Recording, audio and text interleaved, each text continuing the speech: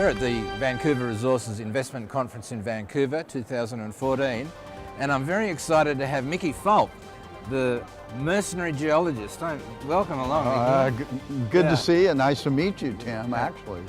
So what's the flavour? What do you feel the flavour here? Is it a gold flavour? Is it a silver flavour? Is it a potash flavour? Well, I would say the chances of it being a silver flavor or a potash flavor probably slim, because really it's gold that runs the Toronto Venture Exchange, much like its predecessor, the Vancouver Stock Exchange. It's all about gold in it. Gold's not particularly my favorite commodity at the minute, but the fact remains that when gold does well, the sector does well. It's the four-letter word that never offends anybody. Very, very good. And it's that color that gets people. You see people and you show them a nice big piece of pretty gold and their eyes just glaze over. There's something about the human psyche that is enamored with gold and has been since recorded history. So that said, the attitude, the mood here, the ambiance of the conference is probably good, because we've had a $100 bump in the Venture Exchange Index since first of the year. So we think we've seen the bottom. We think things are going to get better. So being naturally eternal optimists, especially as a geologist like I am, an eternal optimist, we're kind of uplifted right now. So a lot of investors lost faith in gold for the last couple of years. And I feel a change in sentiment. So there are people watching and going, well, is this a flash in the pan? Do you feel a change in the sentiment, Mickey? No, I think we feel a change in the sentiment of the market, and this would be the beginnings of a change in sentiment. But to tell you the truth, Tim, I don't think so. I think we're pretty lucky with a low gold price right now, because I'm one of these guys that is a physical gold guy in your physical possession, thinking that gold is not an investment, it's not a speculation. The companies are, but I like to own physical bullion. So this has been a buying opportunity for me over the last year. I bought gold, didn't buy it this week because the price kind of bumped up at the end of the week, but I'm an American. I brought a few $1,000 in cash to buy gold in Vancouver, and the markups here are pretty good. So I'm looking for a low.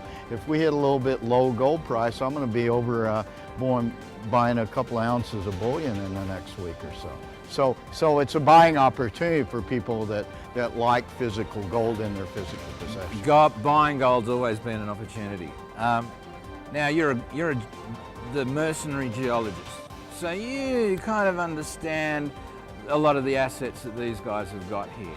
Yeah. Now, without putting my nose in too far, have you got any favourites? Well, I do have a couple of favorites, but they're not in gold space.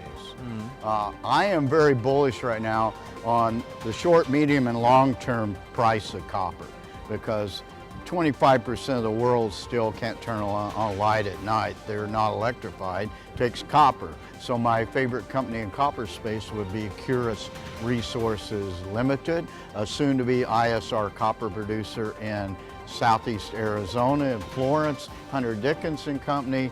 So they can raise money, they got a tight share structure, got a robustly economic project called Florence. I think I mentioned that. So, and it's ISR project. You're not building a mine, ISR, in situ recovery, you're building a well field.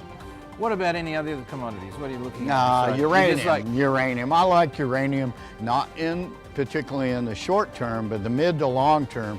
The supply-demand fundamentals of uranium are absolutely compelling. I wrote about that about a month ago on my website, mercenarygeologist.com. Say that again. Mercenarygeologist.com. Right. You can access my piece called The Supply-Demand Fundamentals of Uranium. So you've got a newsletter?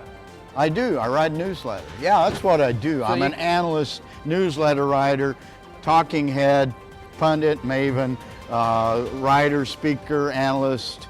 Okay, so we're going to put that on the bottom there, so you can just click on that and go to that website. Yeah, so I don't go out and make geology maps anymore. You know, I quit doing that about 5 years ago. I miss that. That's the only thing I miss about it, because I don't get to draw lines on a map and drill holes and see the results. But I do see the results of other people's work, and that's what I do, is evaluate that work. So my favorite company in uranium space is Energy Fuels, the only conventional uranium miner in the United States, most highly leveraged company in North America, the uranium price. If you think as I do that we have a higher long-term uranium price in the mid to long term, let's say, then that would be a company that I choose to own, and I would suggest that watchers of this video might consider. Now, before we change subject, let me say that both these companies, Curious Resources and Uranium or Energy Fuels, are sponsors of my website, own their shares. So I'm completely financially biased, and my opinions are colored because of my financial involvement. That was a disclaimer, folks. That was a disclaimer. Now, yeah. This guy's pretty quick on the draw here. Glad you realized what's that. going on, Mickey, is people are looking at this and they may have just come across resources as a potential investment opportunity.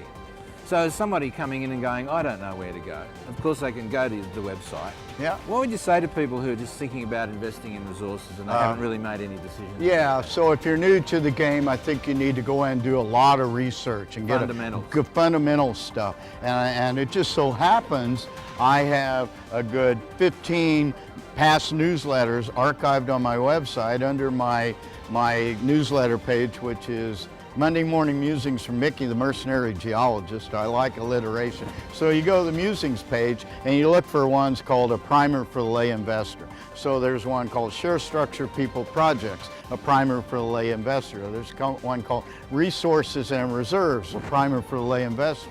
There's one called Mining the Stock Market, which is what a lot of these companies do. They don't mine the ground, they mine the stock market. So I'm trying to educational stuff, and probably 50% of what I do is educational, because with the idea, if you educate people and they become better able to do their own due diligence, they make better stock picks, they make more money. If they make money in this market, they'll keep putting money in the market.